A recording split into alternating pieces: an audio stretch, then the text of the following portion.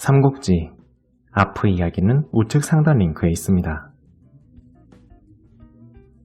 한중과 강릉이 형주를 감싸는 형국이 되자 관우는 북진합니다. 왕보에게 여몽을 감시하게 하고 양양성과 번성을 동시에 공격합니다. 조조는 오금 만총을 원군으로 보내지만 포고를 맞아 지친 위군을 관우가 공격하고 방덕이 죽게 됩니다. 강물이 범람에 고립된 위군은 관평의 수군에게 싸워보지도 못하고 줄줄이 항복하고 이로써 조조의 남단이 뻥 뚫리고 낙양 일대에서 반란까지 일어납니다. 조조는 서황 장료까지 끌어오고 황하 이남 영토를 버릴 생각까지 합니다. 그런데 송건은 함께 북진해봐야 서주 정도만 갖게 될 것을 깨닫습니다. 관우는 여몽의 후계자가 된 육손을 저평가하고 왕보와 요화까지 끌어 서황 장료를 뚫어 조조를 물리치려 합니다. 여몽 육손은 관우의 봉화대를 무력화하고 불만이 쌓인 미방 사인의 강릉성을 접수합니다. 관평 요화가 서황을 이기지 못하고 강릉성도 뺏겼기에 관우는 후퇴합니다. 조루가 시간을 끄는 동안 관우는 원군을 부르지만 유봉 맹달이 감정 싸움에 원군을 안 보내 맥성에 갇힌 관우는 여몽에게 죽게 됩니다. 맹달은 상용성을 조비에게 바치며 항복하고 유봉은 유비에게 돌아가 자결합니다. 이 사건을 전후로 삼국의 1세대들이 줄줄이 퇴장합니다. 위에서는 조조, 하후돈, 우금, 오에서는 여몽, 장음, 손유, 송교, 능통, 감령, 촉에서는 미축, 간홍, 황충, 법정, 장비, 마초가 세상을 뜹니다. 조비가 황제를 없애고 스스로 황제에 올라 유비가 지키려던 한나라는 멸망하고 유비 스스로 한왕제를 자칭합니다. 유비는 모든 조정제신들의 만류를 반대하고 군사를 일으킵니다. 이름까지는 쾌진격했지만 서성 손안의 게릴라에 지연되어 여름을 맞게 됩니다. 더위에 지친 유비군이 숲에 들어가자 육손 반장이 화계로 보급선을 대파합니다. 공명이 보낸 조운이 유비를 구조하지만 촉에 돌아가지 않겠다며 백제성에 머뭅니다.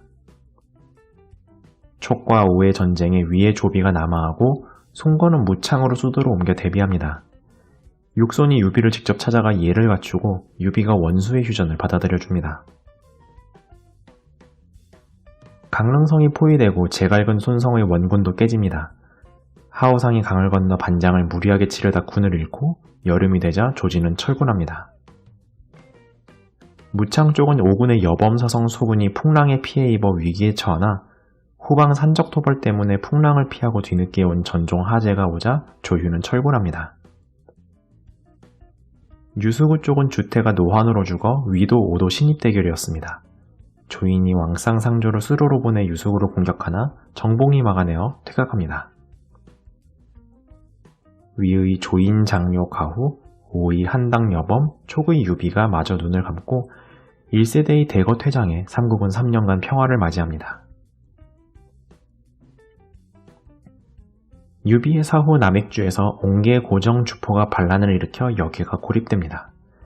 촉은 2년을 준비하여 토벌, 주포는 잡히고 고정은 후퇴합니다. 맹획을 불러온 옹계에 실망한 고정이 옹계의 목을 들고 항복합니다. 공명은 맹획을 칠종칠금하여 마음을 얻은 뒤 자치권을 줍니다. 한편 196년부터 교주를 독자 세력으로 만든 사섭은 위치상 베트남의 한자를 중국의 불교를 전래하는 등 무역을 중개해옵니다. 송건의 주자사 보질 여대를 명목상 모셨는데 사섭이 죽자 여대가 사씨를 몰살합니다. 공명과 달리 마음으로 감화시키지 못해 248년까지 오는 후방의 반란에 골치를 썩습니다. 이 무렵 형주를 마주보던 하후상이 애첩을 잃자 슬픔에 죽게 되고 조비 또한 건업을 2차례 공격해보다가 요절하여 조예가 위에 황제에 오릅니다. 조조가 출정하며 내정을 맡겼던 순욱처럼 조비는 내정으로 사마이를 키웠는데 조예는 반대로 본인이 내정을 맡고 조휴, 조진, 사마이에게 군권을 맡기기로 합니다. 송건이 강화성을 되찾고자 조비처럼 삼로 공격을 해보지만 너무 허술하여 쉽게 다 털리고 돌아옵니다. 완의 서황도 죽고 조비 하후상이라는 후원자도 없어진 맹달을 공명이 회유합니다.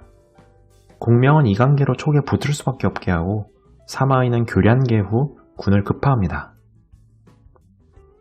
사마이는 1200리를 8일 만에 주파하여 방어성을 무식하게 팔면 공격하여 촉과 오가 원군을 보내기도 전에 16일 만에 성을 점령합니다.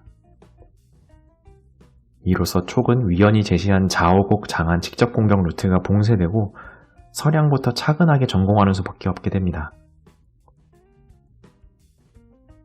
공명은 야곡 진창길로 조운을 보내 조진 상규의 군을 유인해 묶은 동안에 기산 천수로 위원 본대를 보내 서량과 접촉, 서량이 강한 쪽에 붙는 중립임을 확인합니다. 마속 왕평이 가정을 틀어막아 위와 서량의 통행을 장압으로부터 봉쇄해 강유와 위원이 함께 진창으로 가 조진 상규를 조운과 협공하는 전략이었습니다. 하지만 마속이 명을 어기고 산 위에 진을 쳐 고립되어 서량은 돕기를 꺼리게 되고 위원은 천수에서 상규와도 마주봐야 해서 가정의 마속을 돕기 곤란해집니다. 조예의 원군이 오기 전에 장안을 뺏는다는 계획이 틀어져 촉은 피해를 입으며 철수합니다. 서량은 위에 항복하며 강유를 희생양 삼아 내쫓고 공명은 마속의 목을 뱁니다. 촉의 북벌이 실패하자 위는 3개월 만에 오를 향해 남하합니다. 육소는 적벽 때처럼 항복할 만한 인물인 주방을 시켜 거짓 항복해 조휴를 유인합니다. 항복한다는 환성으로 찾아가나 손권 육성군이 기다렸고 조유는 그래도 육전은 이길 것이라 생각해 밀어붙이나 주환의 수군이 측면을 치자 괴멸합니다. 평소 깔보던 가규에게 구조된 조휴는 자존심이 상해 알타가 생을 마감하고 가규도 곧 병으로 죽습니다. 조휴의 죽음으로 위는 조진 사마이 체제가 됩니다. 공명은 사마이가 남쪽으로 향하고 장압은 낙양으로 가 있다는 소식에 진창이라도 교두보로 확보하고자 기습적인 2차 북벌을 감행합니다. 하지만 조진이 이미 학소를 시켜 진창에 난공불락의 성을 쌓아도 운제, 충차, 정난, 땅굴로도 뚫리지 않고 20일치 군량의 공명은 바로 철군합니다. 공명은 봄이 되자마자 무도 은평에 전진하며 이를 전공삼아 다시 승상에 오르고 송건은 조의 유선처럼 황제에 오르더니 건업으로 다시 수도로 옮깁니다. 조예는 이번엔 촉의 총공세를 가하지만 폭우로 인해 기산에서만 전투가 일어나고 곽해는 집니다. 송건도 촉의 호응에 합비로 움직이나 방어가 단단하자 그냥 돌아옵니다.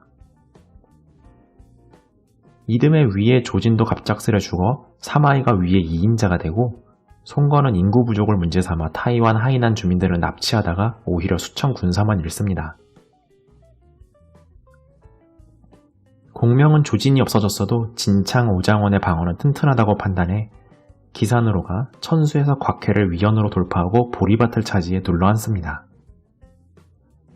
사마이는 촉이 군사가 부족해 장안을 치지 않을 것이라 판단하고 방어병력도 빼서 공명을 압박해 기산으로 철군시킵니다. 사마이는 지구전으로 촉이 돌아가게 하려 했으나 위군의 불만이 먼저 폭발합니다. 장압에게 별동대를 주어 깨지는 것을 확인시켜주고 다시 지구전으로 갑니다. 촉의 이염은 폭우로 보급이 어려워지자 공명을 모략할 나쁜 생각을 하게 되고 공명은 철군하며 추격하는 장압을 잡고 돌아와 이염의 관직을 박탈시킵니다. 송건은 이 무렵 요동의 공손년에게 사신을 보낼 생각을 하게 되고 조예는 전예를 보내 오의 배를 성산에서 납포하여 보물들을 획득합니다. 공손년은 송건에게 신하가 되겠다는 편지를 쓰고 송건이 보물을 다시 실어 요동에 보내자 사신의 목을 베어 조예에게 바칩니다. 오의 다른 사신들은 목숨을 부지하려 고구려로 망명하면서 빈손인 게 민망했는지 고구려를 줄 선물은 뺏겼다고 핑계를 대고 동천왕은 마음은 받았소 편지를 써줍니다. 송건이 진심으로 경노해 요동을 수군으로 공략하려는 것을 모든 신하들이 말리고 감정적으로 합비를 칠 것이 예상한 만총이 송건을 격퇴합니다. 공명은 3년간 여태의 약점이던 보급을 키워 위에 수성에 달인 학소가 죽자 북벌합니다. 송건에게 사신을 보내 동시에 4로 공격을 감행해 송건은 합비를 거의 삼킬 뻔합니다. 조예는 나머지는 눈속임이고 합비가 진짜임을 파악해 수도방위를 제외한 전병력을 투입합니다. 송건의 3로 공격이 고작 3개월 만에 철수하자 공명이 피를 토하고 쓰러집니다. 연희에서는 사마이와 곽해를 뚫지 못하는 공명에게 균형을 맞춰주고자 가상의 호로곡에서 모사 제인, 성사 제천에 비가 왔다고 그려줍니다. 위원은 자신에게만 공명의 죽음을 숨기는 것에 격분해 먼저 야곡로로 들어가 길을 불태워 본대를 사지에 남깁니다. 퇴로가 막힌 촉의 강요 양의 본대는 죽기살기로 사마의 곽해군에게 대들고 사마이는 자신을 깨어내기 위한 함정이었던 건가 싶어 퇴각합니다. 위원은 감정적 행동이었지 반란의 목적이 아니었기에 한중을 차지하진 않았고 산길을 뚫어 한중에 돌아온 촉의 본대가 더 명분이 있었기에 위원군은 자연히 와해됩니다. 하지만 이 갈등 속에 양의의 편협함도 알려져 관직이 박탈됩니다. 공명의 양팔 비의 장안에 의해 촉은 간신히 제트를 다시 잡습니다. 이야기는 이어집니다.